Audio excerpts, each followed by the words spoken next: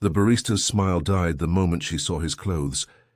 In a cafe where appearance meant everything, Marcus Chen became invisible, then unwelcome. But the briefcase he carried held more than coffee-stained contracts. It held the signatures that could end careers, reshape futures, and prove that power doesn't always announce itself. Some revolutions happen in whispers. This one would begin with a declined credit card and end with keys to the kingdom. The credit card reader beeped 3 times.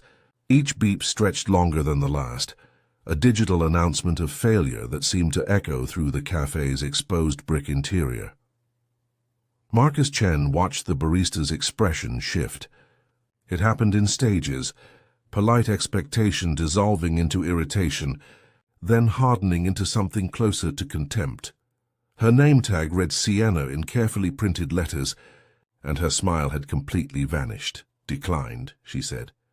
Loud enough that the woman in yoga, where 2 customers back, glanced up from her phone.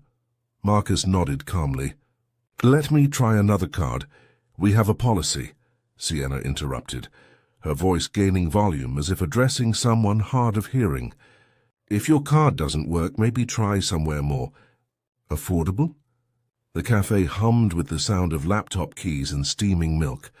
Edison bulbs hung from industrial fixtures.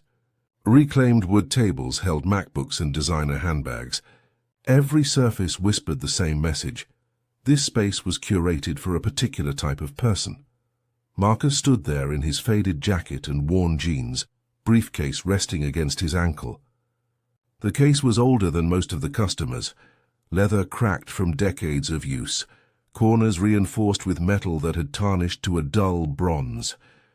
A man in a charcoal blazer appeared beside Sienna. His badge read Trevor Chen, manager. No relation, Marcus noted distantly. Trevor's eyes performed a scan. Frayed jacket cuffs, scuffed boots, the briefcase that belonged in a thrift store. "Is there a problem?" Trevor asked Sienna, though his gaze never left Marcus. Card declined. "I was just suggesting alternative options." Trevor's smile was practiced, professional, and utterly cold. "Sir, this establishment maintains certain standards. Perhaps the coffee shop on 5th Street would better suit your needs."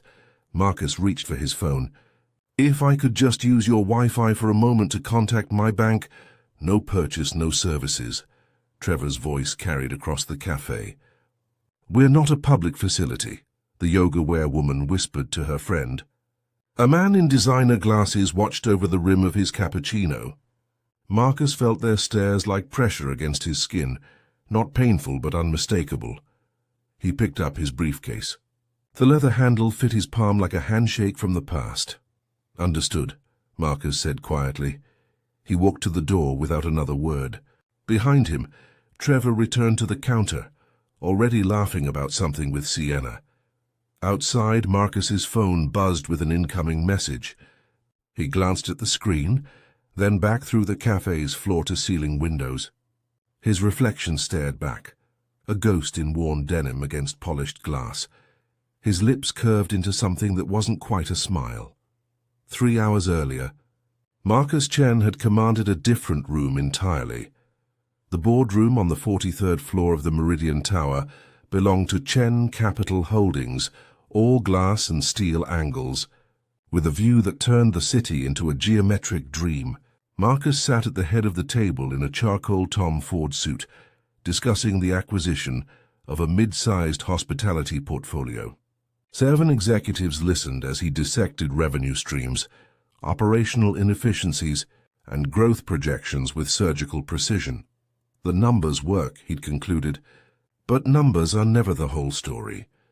His assistant Jennifer knew what came next. She'd worked with him for 6 years, long enough to recognize the pattern. After Marcus approved preliminary terms, he always disappeared for a few hours. No security detail, no driver, just Marcus and the worn briefcase that had belonged to his father. He changed in his private office. Designer suit swapped for thrift store denim, Italian leather shoes replaced with scuffed work boots. The transformation was deliberate, practiced. In these clothes, Marcus became invisible. More importantly, He became a test. Chen Capital's portfolio included hotels, restaurants, and retail franchises across 3 continents. Marcus had built his empire on a simple philosophy: businesses that treated people poorly rotted from the inside, no matter how impressive their quarterly reports looked.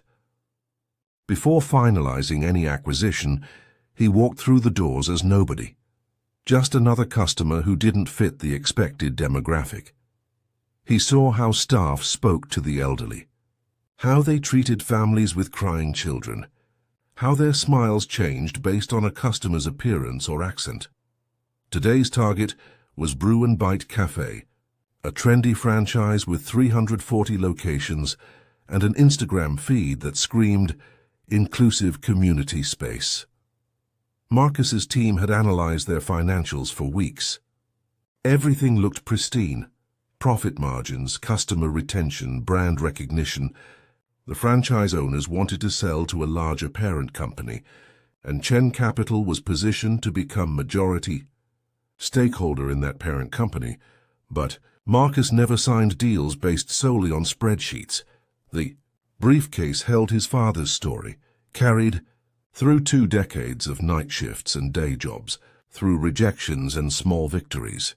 Chen Wei had taught his son that power didn't need to announce itself. Real strength whispered. Arrogance shouted. Marcus took the subway to the cafe's flagship location, surrounded by commuters who never looked twice at the man in worn denim. Outside the cafe, he'd paused to observe through the windows. The interior design was flawless, minimalist without being cold, trendy without trying too hard. Customers looked uniformly polished. Staff moved with practiced efficiency.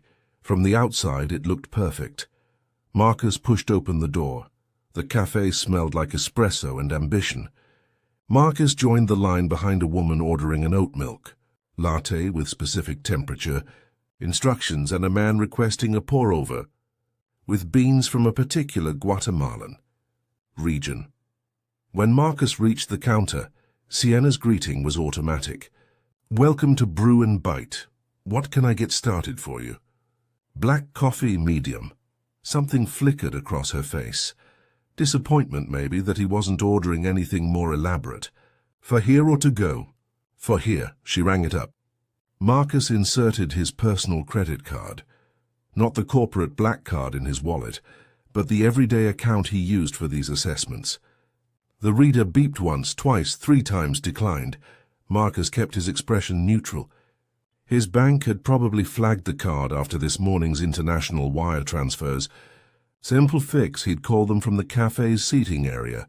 "Let me try," he began. "Declined," Sienna announced, her voice projecting across the counter. The polite customer service mask cracked. Her eyes traveled down his jacket, the frayed cuffs, the missing button near the collar. "Sir, maybe try somewhere more." "Affordable?" "There's a diner on 5th Street." "I can use another card," Marcus said evenly. "Or if you have Wi-Fi, I can contact my bank." "Trevor?" Sienna called, not taking her eyes off Marcus. The manager materialized with practiced speed. Trevor was young, early 30s probably, with the kind of grooming that suggested he spent significant time in front of mirrors. His shirt was pressed into sharp creases. His smile was a corporate template. "Problem?" Trevor asked Sienna, though he was already assessing. Marcus, with the efficiency of a bouncer at an exclusive club, card. "Declined." Sienna's tone suggested this was a larger issue than a simple payment. Glitch. Trevor's scan was thorough. Worn jacket, scuffed boots, the ancient briefcase that looked like it had survived multiple decades and possibly a natural disaster. His smile remained fixed, but his eyes went cold. "Sir, this establishment serves a particular clientele." Trevor's voice carried the careful diction of someone who'd memorized HR-approved phrases. "We pride ourselves on maintaining a certain atmosphere. I'm sure you understand." Behind Marcus, the line had grown. He felt the weight of attention. Customers pausing their conversations, fingers hovering over keyboards, eyes tracking the interaction like it was street theater. "I understand there's been a payment issue," Marcus said calmly. "If I could use your Wi-Fi for 5 minutes to resolve it." No purchase, no services, Trevor cut in. We're not a public library. Our Wi-Fi is for paying customers. He glanced at the briefcase, then back at Marcus's face. There are several other coffee shops in the area that might be more suitable. The woman in yoga wear whispered something to her friend. A man in designer glasses lowered his laptop screen, watching. I'm happy to pay, Marcus said. I just need a moment to... I'm going to have to ask you to step aside. Trevor gestured toward the door. You're holding up the line. Sienna had already turned to the next customer. A woman in a crisp business suit who received a completely different smile. Warm. Welcoming, genuine. Marcus picked up his briefcase.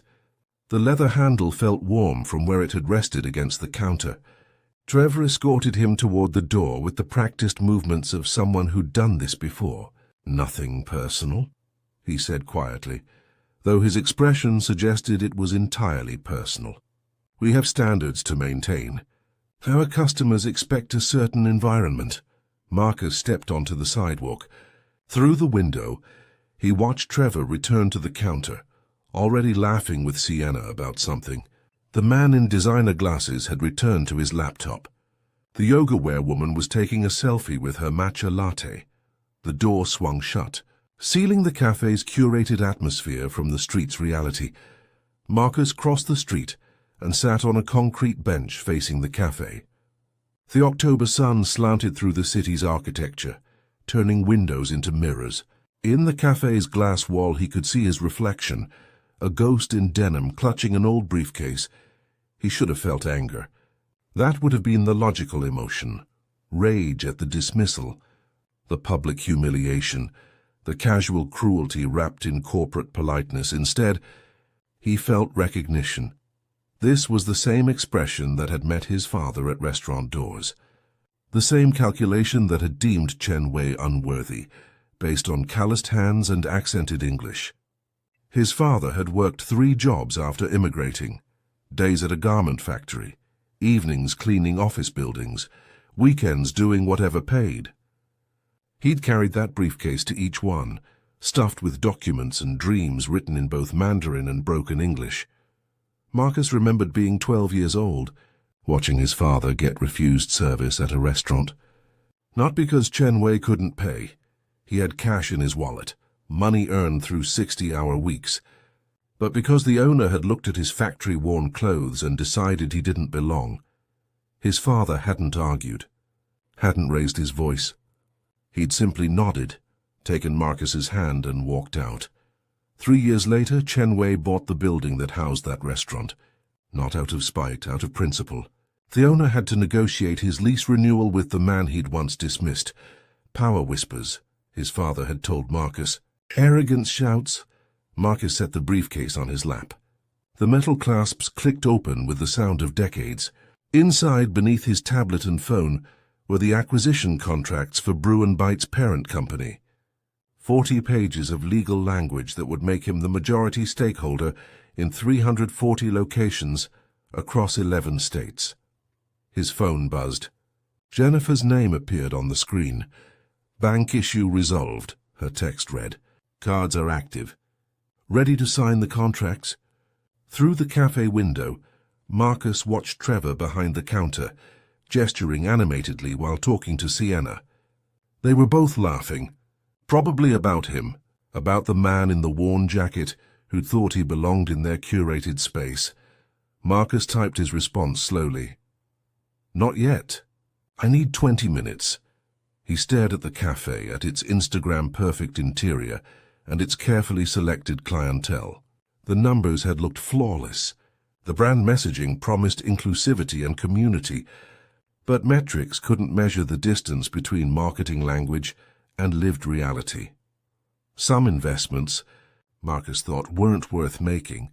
Then, again, some investments were worth making for different reasons entirely. He opened his contacts and began making calls. Chen had believed in the long game. Marcus's earliest memory of his father involved the briefcase, watching him pack it each morning before dawn. Documents organized with the precision of someone who understood that immigrants didn't get second chances. Chen had arrived in the United States with engineering credentials that American companies didn't recognize and English that carried the weight of textbook learning without conversational fluidity. So he'd worked factory floors and night shift janitorial duties and weekend labor that paid cash. He'd saved with the intensity of someone building a bridge between two impossible shores. Marcus had been 7 when his father first took him to clean an office building after midnight. "Watch," Chen had said in Mandarin, gesturing to the executive offices with their leather chairs and mahogany desks. "These people aren't smarter than us. They just had different starting positions." The lesson had continued through Marcus's childhood. His father eventually saved enough to buy a small commercial property. Nothing glamorous, just a 2-story building with retail space on the ground floor. He rented it to businesses, maintained it himself, and used the income to buy another property. But the lesson Marcus remembered most clearly had happened when he was 15. They'd gone to a restaurant to celebrate Marcus's acceptance to a prestigious high school. His father wore his best shirt, clean but worn, collar slightly frayed from years of washing. The hostess had looked at them with that particular expression Marcus would later recognize everywhere. Polite contempt, masked as professional courtesy. "I'm sorry," she'd said, though her tone suggested she wasn't sorry at all. "We're fully booked tonight."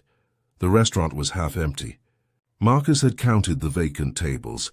Chen had nodded slowly, thanked her, and led Marcus back outside. They'd eaten at a diner instead, where the server called them honey and refilled their water glasses without being asked.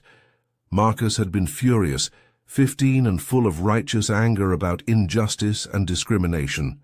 "We should report them," he'd said. "That was illegal." We should work," his father had interrupted. "Anger is expensive. Success is profitable. It took 3 years. Chen bought the building that housed that restaurant. When the lease came up for renewal, he negotiated terms that tripled the rent. The restaurant closed 6 months later. "Did you do that because of what happened?" Marcus had asked. "I did it because the building was undervalued and the location was strategic," Chen had replied.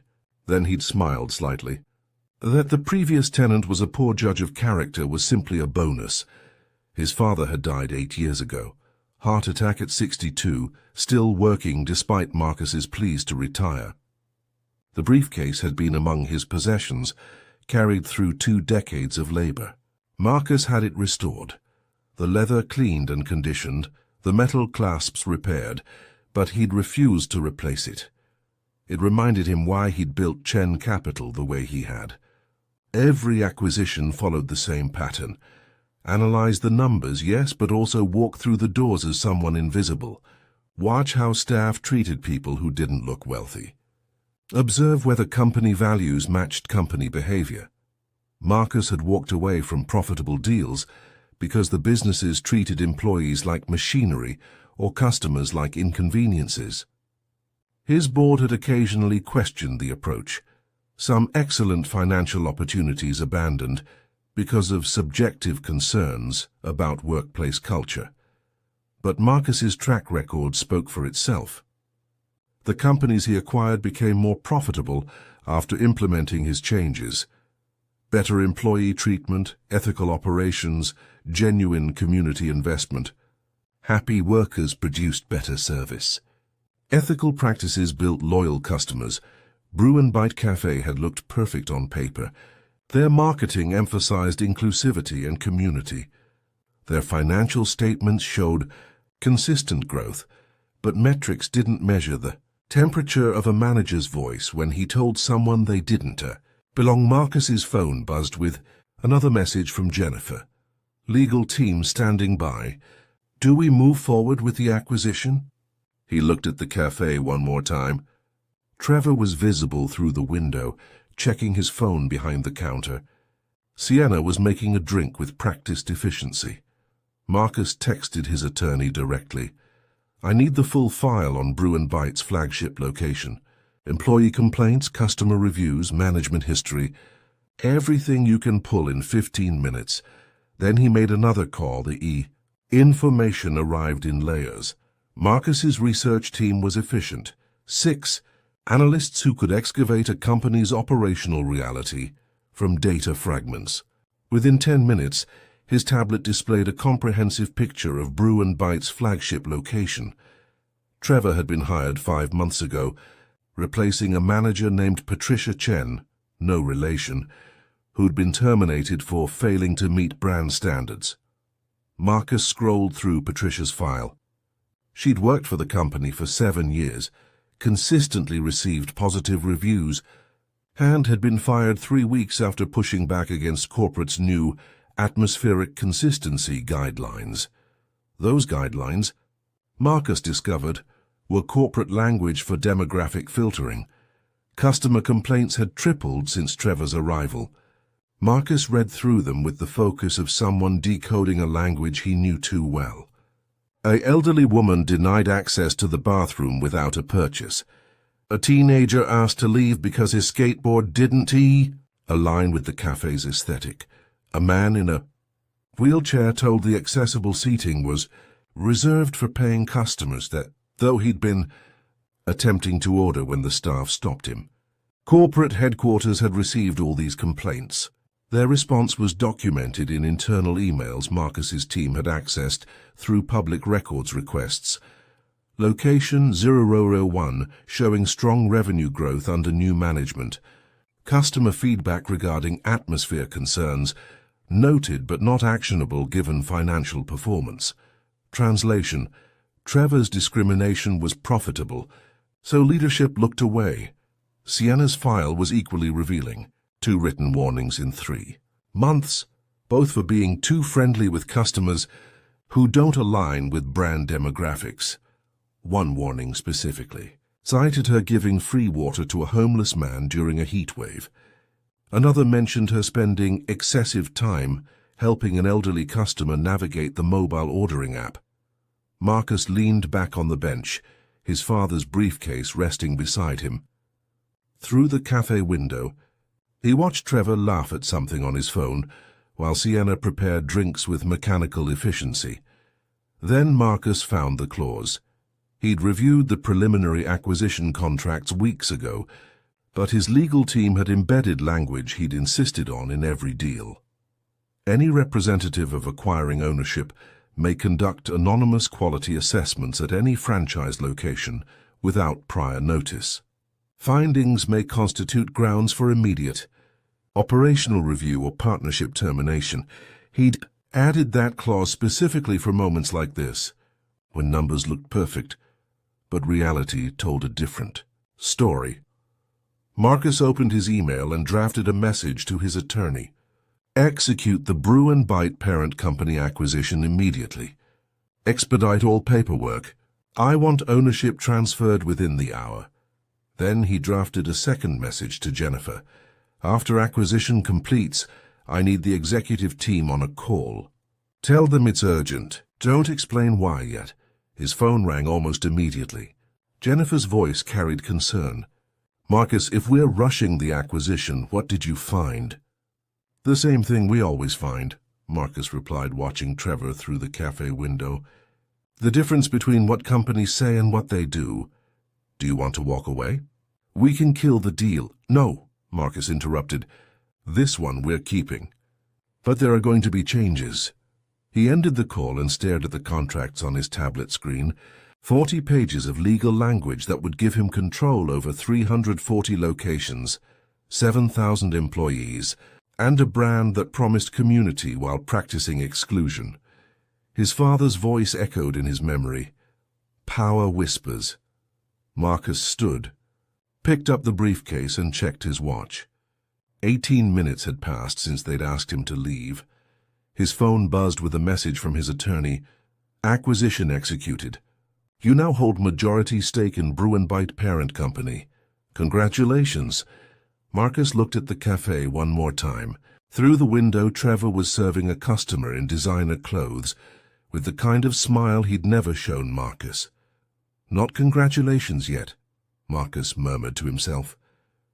He crossed the street, heading back toward the cafe's entrance. Some conversations needed to happen in person. The cafe door chimed as Marcus entered for the second time in 20 minutes. Trevor looked up from his phone. Recognition flashing across his face, followed immediately by irritation. His professional smile didn't reach his eyes. "Sir, I thought we'd established—" "My card works now," Marcus said simply, walking to the counter. "Black coffee, medium." Trevor exchanged a glance with Sienna. Something unspoken passed between them. Amusement, maybe, or shared disbelief that this man had returned. "Of course," Trevor said with exaggerated patience. "Sienna will take your order." Sienna's movements were mechanical as she rang up the coffee. Marcus inserted his card, the same one that had failed before. This time the reader beeped once cheerfully and approved the transaction. "For here or to go?" Sienna asked, her voice flat. "For here." She handed him a number marker without meeting his eyes. Marcus took it and moved to a table near the window, the same window he'd been watching from across the street. He set his briefcase on the chair beside him and waited. The coffee arrived 3 minutes later, delivered by Sienna with the minimum courtesy required. She placed it on the table and turned away before Marcus could thank her. He sipped slowly, watching the cafe's rhythm. A businessman in expensive sneakers ordered a complex espresso drink and received enthusiastic service. A young woman in athleisure wear got a smile and a compliment on her bag. Every interaction was calibrated to the customer's appearance, their perceived value to the cafe's carefully constructed image. Marcus checked his phone. 2 new messages from Jennifer. "Executive team assembled, waiting on your call," and another. "What's happening?" "Legal is asking questions," he typed back. 5 more minutes. "Let them wait." Trevor passed his table, phone pressed to his ear, laughing at something. He didn't glance at Marcus. Why would he? The problem had been solved. The man who didn't belong had paid and would leave soon, and the cafe's atmosphere would remain undisturbed. Marcus finished his coffee and stood. He walked to the counter where Trevor had returned, now reviewing inventory on a tablet. "Excuse me," Marcus said. Trevor looked up with practiced tolerance. "Yes? I wanted to speak with you about what happened earlier." Trevor's expression shifted to corporate concern, the kind practiced in management training seminars. "I apologize if there was any confusion. Our policy is simply to maintain efficiency during peak hours. You told me I didn't belong here. I suggested alternative locations that might better suit your needs." Trevor's smile was carved from ice. "We serve a particular clientele, and we found that clear communication about our atmosphere prevents misunderstandings." "Clear communication," Marcus repeated. "Is that what you call it?" Trevor's patience was visibly thinning. "Sir, you've made your purchase. If there's nothing else—" Marcus's phone buzzed. He glanced at the screen, a message from his attorney. "All ownership documentation transferred. You have full authority." "Actually," Marcus said, looking back at Trevor, "there is something else, but it can wait a few more minutes." He returned to his table, leaving Trevor frowning after him. The cafe continued its rhythm. Unaware that everything was about to change, Marcus made the call from his table, voice low enough that nearby customers couldn't hear clearly. Jennifer answered on the first ring. "Conference call is ready," she said. 8 executives waiting, including the CEO of Brew & Bite's parent company. "Marcus, they're getting restless." "What's going on?" "Patch me through." The line clicked, and suddenly Marcus was connected to the executive team that had, until 18 minutes ago, owned the company he was sitting inside. "Mr. Chen," a polished voice said. "David Winters, CEO of Morningside Hospitality Group. We weren't expecting to hear from you until next week's closing meeting. Is there an issue with the acquisition?" "The acquisition is complete," Marcus said. "I'm calling from one of your locations." "Brew & Bite flagship store." Confused silence. Then, "I'm not sure I understand." "You're calling from a cafe." "I'm calling as your new majority stakeholder," Marcus continued. his voice calm but carrying an edge that made nearby customers glance his way. "Which means I need to discuss immediate operational concerns." "Operational concerns?" Winters sounded baffled. "Our performance metrics are, your flagship location denied me service 20 minutes ago based on my appearance." The silence stretched longer this time. Marcus could almost hear the executives processing, calculating, trying to determine if this was a test or a genuine complaint. "I'm certain there's been a misunderstanding," Winters said carefully. "Our brand values emphasize inclusivity. Your brand values emphasize revenue," Marcus interrupted. "Your manager here, Trevor Chen, has tripled customer complaints in 5 months by filtering customers based on appearance. Your previous manager was fired for pushing back against these practices. Corporate received documentation of discrimination and chose to ignore it because the location's numbers looked good." Another pause. Then a different voice. Barbara Chen, head of operations, no relation to Marcus or Trevor. "Mr. Chen, if you're on site, we can have our regional director there within the hour to address any concerns." "I don't need a regional director," Marcus said. "I need you to listen." He glanced toward the counter. Trevor was watching him now, phone in hand, expression shifting from irritation to confusion. Marcus had been talking too long, with too much authority in his voice. Something about the dynamic had changed. "I've built my career on a simple principle," Marcus continued. "Companies that treat people as disposable create cultures that rot from the inside. Your metrics look impressive because you're profiting from exclusion. That ends today."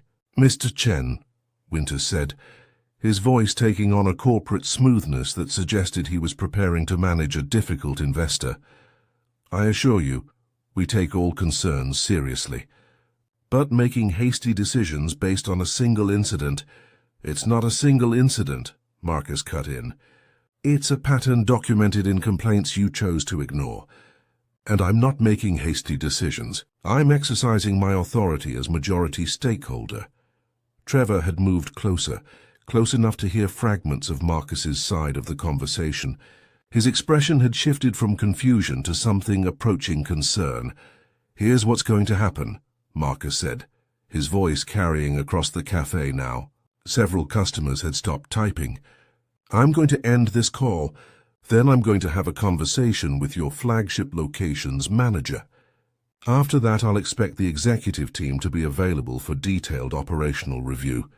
"Marcus," Jennifer's voice cut in, "professional but urgent. Are you sure about—" "I'm sure," Marcus said. He ended the call. Trevor stood 3 feet away, phone now lowered, staring at Marcus with an expression that had moved beyond concern into something approaching fear. "Who are you?" Trevor asked quietly. Marcus stood, picked up his briefcase, and walked to the counter. The cafe had gone quiet, that particular silence that happens when strangers sense drama unfolding. "20 minutes ago," Marcus said, his voice calm, "you told me I didn't belong here, that this establishment serves a particular clientele." Trevor's face had gone pale.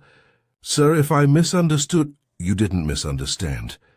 You made a judgment based on my clothes and decided I wasn't worth basic courtesy." Marcus set his briefcase on the counter.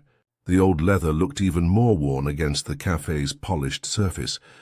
"You made the same judgment about an elderly woman who needed to use the restroom, a teenager with a skateboard, a man in a wheelchair trying to order coffee. I don't—" Trevor started, but his voice had lost its authority. Marcus opened the briefcase. Inside, clearly visible, were the acquisition contracts with Morningside Hospitality Group's letterhead. "My name is Marcus Chen. As of 18 minutes ago, I own this company." The silence was absolute. Trevor's phone slipped from his hand and clattered on the heater. Floored at Trevor's world collapsed in the time it took his phone to hit the tile.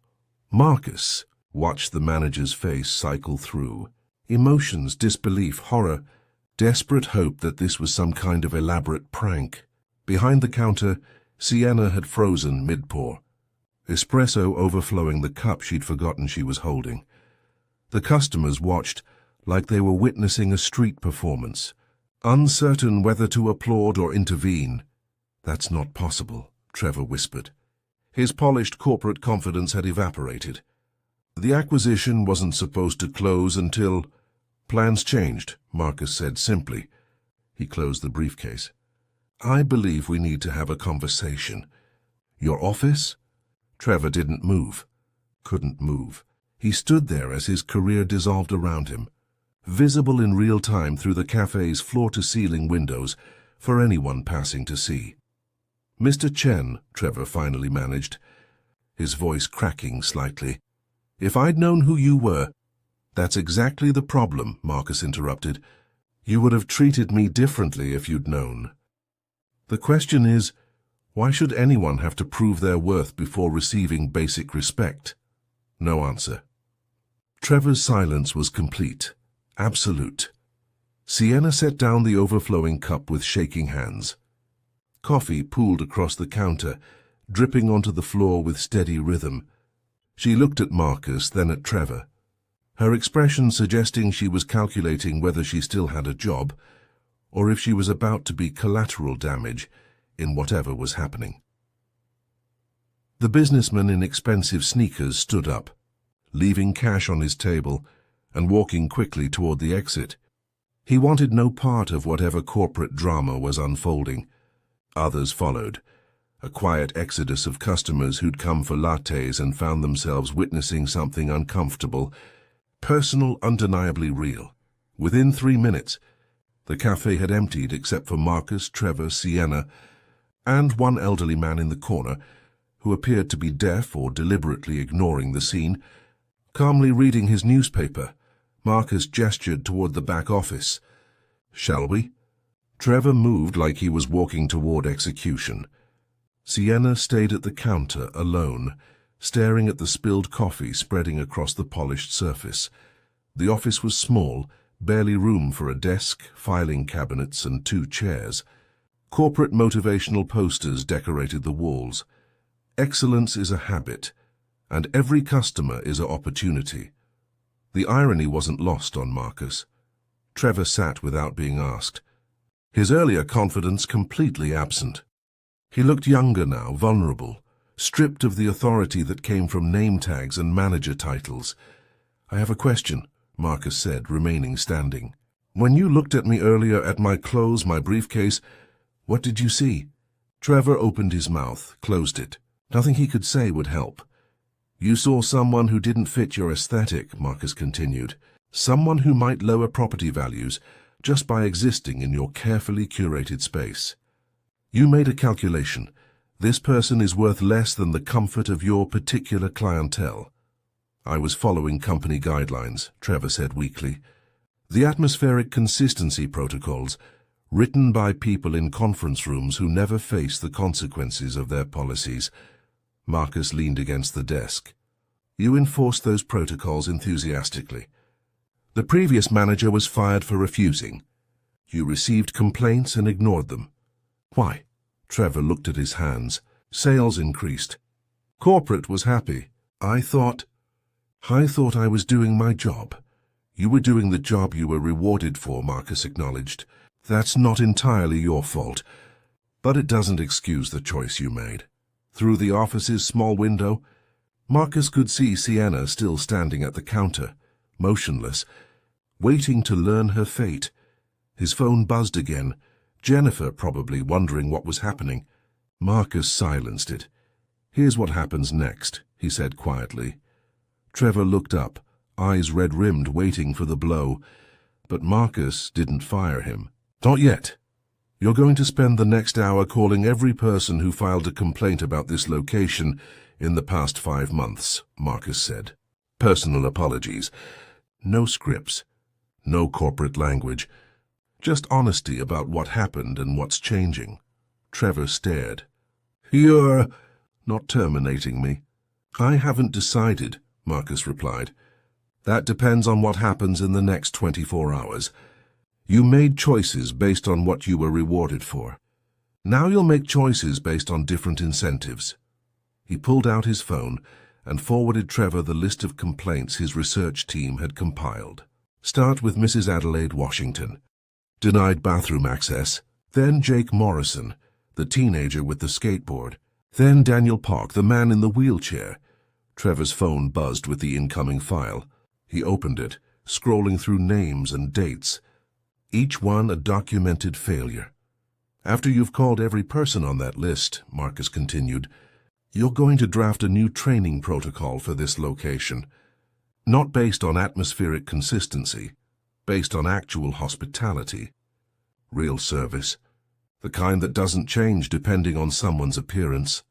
And if I refuse, then you're fired. But I don't think you'll refuse. Trevor looked at the list again. 23 names. 23 phone calls admitting he'd been wrong. Why are you doing this? Why not just replace me? Because replacing you doesn't fix the system that created you, Marcus said. Corporate incentivized discrimination. You responded to those incentives. If I fire you and hire someone else, the same pattern continues unless the structure changes. He walked to the door, then paused. My father used to clean offices at night. Janitorial work, minimum wage. One of those offices belonged to a restaurant owner who'd refused to serve him because of how he looked. My father never forgot that, but he also never let it make him cruel. Trevor said nothing. You have a choice now, Marcus continued. You can be defensive and treat this as punishment, or you can recognize it as an opportunity to become someone different, better, more honest. What about Sienna? What about her? She followed my lead. If I'm responsible, Sienna has 2 written warnings for being too kind, Marcus interrupted. For giving water to someone experiencing homelessness. For helping an elderly customer navigate an app. She'll be fine. He opened the door. Through it, they could see Sienna still standing at the counter. The spilled coffee now cleaned up, her expression carefully neutral. Make the calls, Marcus said. I'll be at a table working. Every half hour, give me a progress update. Trevor nodded slowly. His phone felt heavy in his hands, heavier than it ever had. Marcus returned to the cafe floor. Sienna watched him approach, her body language suggesting she was prepared for impact. Am I fired? She asked before Marcus could speak. No, she blinked. But I went along with everything. I didn't push back when Trevor... You were following a manager's orders in a system that punishes resistance, Marcus said. I read your file. I know you tried to be kind and got written up for it. That stops today. Sienna's eyes filled with tears she clearly didn't want to shed in front of the new owner. I needed this job. I couldn't afford to get fired. So I just stopped fighting. I understand, Marcus said. And he did. Survival made people compromise. Fear made them complicit. The system counted on it. What happens now? Sienna asked. Now you make coffee the way you want to make it. For whoever walks through that door. And if anyone, manager, corporate, anyone, tells you to treat people differently based on how they look, you call me directly.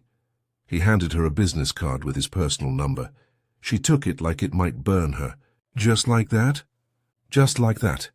The elderly man in the corner, the one who'd stayed through everything, finally looked up from his newspaper. Young man, he called to Marcus, his voice carrying the weight of decades. I've been coming to this cafe since it opened. First time I've seen someone with power actually use it right. Marcus nodded acknowledgement, then selected a table with a view of both the counter and Trevor's office. He opened his briefcase and pulled out his tablet. Time to draft the operational changes that would ripple through 340 locations. His phone buzzed. Jennifer, executive team is losing their minds. Winters wants another call. What should I tell them? Marcus typed back. Tell them I'm conducting an on-site review. I'll have recommendations by end of day. He spent the next hour working while Trevor made phone calls. Through the office window, Marcus could see the manager's posture change with each conversation, shoulders slumping, head in hands, occasionally writing notes with the intensity of someone finally understanding what he'd done. Customers trickled back in. Each one received Sienna's full attention, genuine smiles, patient explanations of the menu, the kind of service that made people feel seen rather than processed. At one point, A homeless man approached the door, peering through the glass with the caution of someone who'd been turned away before. Sienna saw him before Marcus could react. She walked to the door and opened it. "Come in," she said warmly. "Can I get you something? Coffee? Water?" The man hesitated, looking for the trap. I can't pay right now." "That's okay," Sienna replied. "Coffee's on the house today." "How do you take it?" Marcus watched the man's face transform, suspicion melting into gratitude. He sat at a table near the window, cradling his cup like it was made of gold. Trevor emerged from the office looking exhausted. He approached Marcus's table and stood there, uncertain whether to sit. "8 calls done," he reported. 15 more to go, Mrs. Washington." She cried. She told me she'd been coming to cafes her whole life and had never been refused a bathroom until here. "What did you tell her?" "That I was wrong. That there's no excuse. That I'm sorry and things are changing." Trevor's voice was rough. "She said she'd think about coming back. Maybe." "That's honest," Marcus said. "Keep going." Trevor returned to his office. The calls continued. By 5 o'clock the cafe had transformed. Not in any visible way. The same exposed brick, the same reclaimed wood tables, but in atmosphere. Sienna moved with renewed purpose. Trevor had completed all 23 calls and was now drafting training protocols with the intensity of someone trying to rebuild credibility, one word at a time. Marcus's tablet displayed the operational report he'd been compiling. Documented complaints, financial correlations, management structure problems, and recommended solutions. His phone rang. Jennifer. "Marcus, I can't hold them off anymore. Winters is threatening to... I don't even know what he's threatening. He's demanding to know what's happening." "Set up a video call," Marcus said. "Conference room. I want the full executive team, including Barbara Chen and whoever created those atmospheric consistency guidelines." "When?" "Now." 10 minutes later, Marcus sat at a table with his tablet propped up, 8 executive faces arranged on screen. Winters looked irritated. Barbara Chen appeared concerned. The others ranged from confused to defensive. "Mr. Chen," Winters began, his tone walking the line between respect and condescension, "I understand you had an unpleasant experience at one of our locations. We take such incidents seriously. However, making dramatic operational changes based on a single... It's not a single incident," Marcus interrupted. He turned his tablet to show the screen filled with complaint data. "This location alone has documented 23 complaints in 5 months. Corporate received every one." "What was the response?" "Silence." Then Barbara Chen. "We noted the complaints, but also observed strong revenue growth under the new management." "Strong revenue growth achieved through discrimination," Marcus said. "You traded basic human dignity for profit margins." "That's not fair," a voice objected. Marcus recognized him from the file as Richard Torres, VP of Marketing. "We have inclusivity statements in all our materials." "You train staff on atmospheric consistency," Marcus cut in. "Corporate language that gives managers permission to exclude people who don't fit a profitable demographic. I'd like to speak with whoever created that policy." Uncomfortable shifting. Then a woman Marcus hadn't noticed spoke up. Linda Morrison, VP of Brand Experience. "The atmospheric consistency protocols were developed based on market research. Our customers appreciate a certain predictability in our spaces." "Your customers appreciate discrimination," Marcus said flatly, "as long as they're not the ones being discriminated against." He pulled up another screen. "Here's the data you didn't look at. Customer lifetime value actually decreases in locations with high complaint rates. Short-term revenue increases, yes, but customer loyalty drops, staff turnover spikes. Training costs multiply. You're burning resources for quarterly numbers that look good to shareholders who don't see the full picture." Winters leaned forward. "Even if we accept your analysis, you're proposing operational changes across 340 locations based on issues at one store. I'm proposing changes based on systemic problems visible in your own data, if anyone had bothered to look. Marcus pulled up a map showing complaint clusters. 27 locations have similar patterns, all under managers hired or promoted in the past 18 months, all showing revenue growth and increased complaints, all following the protocols your team created. Barbara Chen's expression had shifted from concerned to calculating. What are you proposing? First, immediate termination of atmospheric consistency protocols. Replace them with actual hospitality standards, service that doesn't vary based on customer appearance. That's vague, Linda Morrison objected. Staff need clear guidelines. Staff need to treat everyone with respect, Marcus said. That's not vague.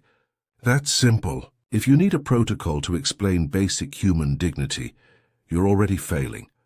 Trevor had emerged from his office and was listening near the counter, along with Sienna. Other staff members had arrived for the evening shift and stood nearby, sensing something significant was happening.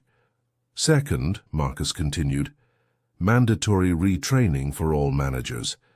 Not corporate diversity seminars. Real training focused on recognizing bias and making different choices.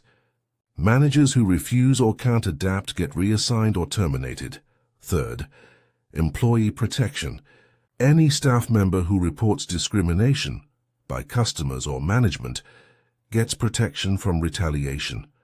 Anonymous reporting system that goes directly to my office, not through regional directors who might have incentives to bury problems. Winters's face had darkened. You're describing a complete operational overhaul. That's expensive, time-consuming, and frankly, I'm not convinced. I'm not asking for your conviction, Marcus interrupted. I'm exercising my authority as majority stakeholder. These changes begin immediately. You can't just, I can, read the acquisition contract, specifically the section about operational authority. Marcus leaned closer to the screen. Here's what you're missing. I don't need to convince you this is right. I need to tell you it's happening. You can participate constructively, or you can find yourselves replaced by people who will. The silence was profound. Finally, Barbara Chen spoke carefully. Mr. Chen, if you're serious about implementing these changes, we'll need time to develop proper protocols. You have 1 week, Marcus said. Draft the new training program. Compile a list of all managers with high complaint rates. Schedule retraining sessions. I want implementation plans on my desk by next Friday. He looked directly at Winters. And David, if you're having trouble adjusting to this direction, now would be the time to say so. I'm happy to find a CEO who shares my vision. Winters's jaw worked silently. Pride and pragmatism warred visibly across his face. Finally, 1 week. We'll have your protocols. Good. Marcus ended the call. The cafe had gone completely silent. Staff members stared. Even the customers who'd filtered in during the conversation had stopped moving, coffee cups frozen halfway to lips. Trevor approached Marcus's table slowly. What you just did. That's going to change 300 locations. That's the plan. Because of what happened to you today? Because of what happens every day to people who don't look like they belong in carefully curated spaces. Marcus closed his tablet. This was never about me. It was about the system that told you discrimination was profitable. Sienna stepped forward, still holding the card Marcus had given her hours earlier. Will it actually change? Or will corporate find ways around it? That depends on whether people like you use that number, Marcus replied. Systems only change when people inside them refuse to stay silent. The elderly man who'd stayed through everything stood up, leaving his empty cup on the table. As he passed Marcus, he paused. Your father would be proud, he said simply. Then walked out into the evening. Marcus hadn't mentioned his father to anyone except Trevor. Some things, apparently, simply showed. The changes rippled outward like stones dropped in still water. Within 24 hours, every Brew and Bite location received new operational guidelines. Atmospheric consistency protocols were formally discontinued. Managers across the country, attended emergency video conferences about the policy shift. Some welcomed it, others resisted. 3 regional directors resigned rather than implement changes they claimed would compromise brand identity. Marcus let them go. Better honest opposition than quiet sabotage. Trevor stayed. He completed his apology calls, drafted training materials, and began working with Barbara Chen's team to develop the new hospitality standards. His transformation wasn't instantaneous. Decades of conditioning didn't evaporate overnight, but he showed up every day trying to be different. I keep thinking about that moment. Trevor admitted to Marcus during a follow-up visit 2 weeks later. When I looked at your clothes and decided you didn't matter. I've made that calculation 1,000 times in my life. About people who served me food, delivered packages, cleaned buildings. I never saw it as cruelty. I saw it as deficiency. And now, Marcus asked, now I see all the people I made invisible. Trevor's voice was quiet. I can't undo that, but I can stop adding to it. Sienna was promoted to assistant manager. She used her position to hire staff members from backgrounds typically excluded from brand-aligned establishments. Older workers, people with visible tattoos, individuals who'd experienced homelessness. The flagship location's complaint rate dropped to 0. Revenue remained strong. Turned out treating people with respect didn't hurt profits after all. Mrs. Adelaide Washington returned to the cafe 3 weeks after Trevor's phone call.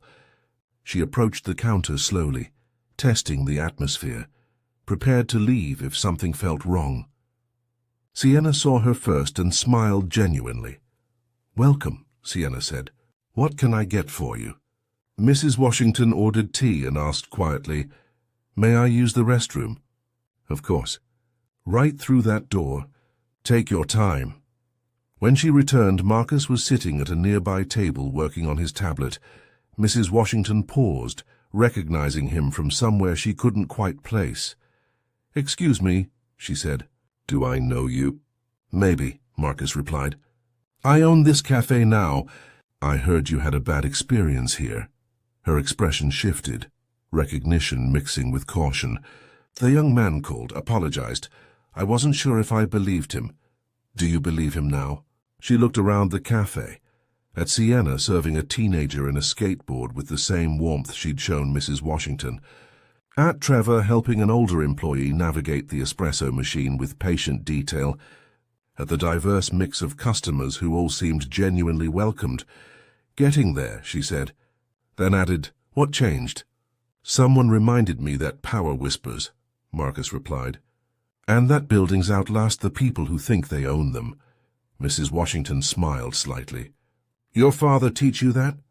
Marcus looked up, surprised. "How did you know?" "Wisdom like that gets passed down, not learned from books." She sipped her tea. "He'd be proud of what you built here." After she left, Marcus sat alone with his father's briefcase resting on the chair beside him. The leather had weathered decades, absorbed the sweat of countless shifts, survived the journey from impossibility to achievement. His phone buzzed. A message from Jennifer. New complaint at the Milwaukee location. Manager reported it himself, asking for guidance on how to handle it better. "The system's working," Marcus smiled. Progress wasn't perfect or instant, but it was real. He closed his briefcase and stood. Through the window, he could see the city moving. Thousands of people making choices, wielding whatever power they had, deciding whether to see each other or look through each other. Some would choose poorly. Systems would resist, but every person who refused to participate in casual cruelty weakened those systems a little more. Marcus walked to the counter where Sienna was, training a new employee, a young woman with nervous hands and visible uncertainty. "You're doing great," Sienna told her. "Remember, everyone who walks through that door deserves your best. Not your judgment, your best." The new employee nodded, absorbing the lesson. Marcus left his own tip in the jar, $100 and a note. For seeing people. Outside, The evening air carried the smell of autumn and possibility. Marcus walked toward the subway, briefcase in hand, just another person in worn clothes moving through the city, invisible again exactly where he did his best work. Power lives in the spaces between visibility and judgment. The wealthy man who dresses in worn clothes learns what others feel every day. The calculation in a stranger's eyes, the shift from courtesy to contempt, the exhausting mathematics of proving worth before receiving basic dignity. But invisibility reveals truth that comfort obscures. When you move through the world dismissed, you see the machinery clearly, the systems that sort people into valued and disposable, the structures that mistake appearance for essence, the casual cruelty that pretends to be policy. Marcus Chen built an empire by refusing to forget those lessons. He understood what his father had taught him. Power that needs to announce itself is fragile, built on perception rather than substance. Real strength whispers. Real change happens when people with authority choose to use it for those who have none.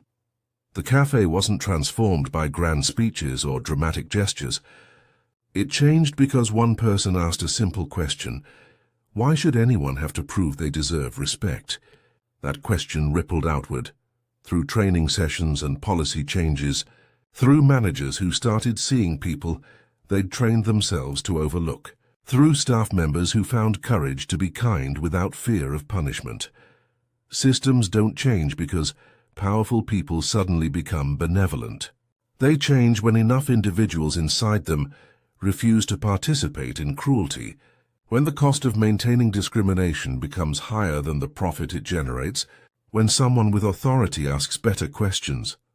Marcus still walks through his businesses in worn clothes and carrying his father's briefcase.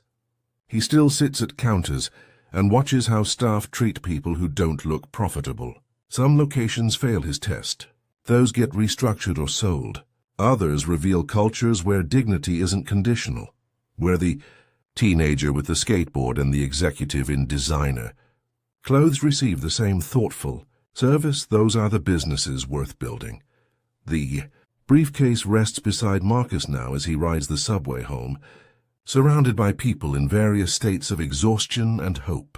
Nobody recognizes him. Nobody stares. He's just another tired person heading toward rest. In his pocket, his phone holds 50 unread messages from executives, attorneys, and analysts, all trying to manage the empire he built by refusing to treat people as disposable. He'll answer them eventually.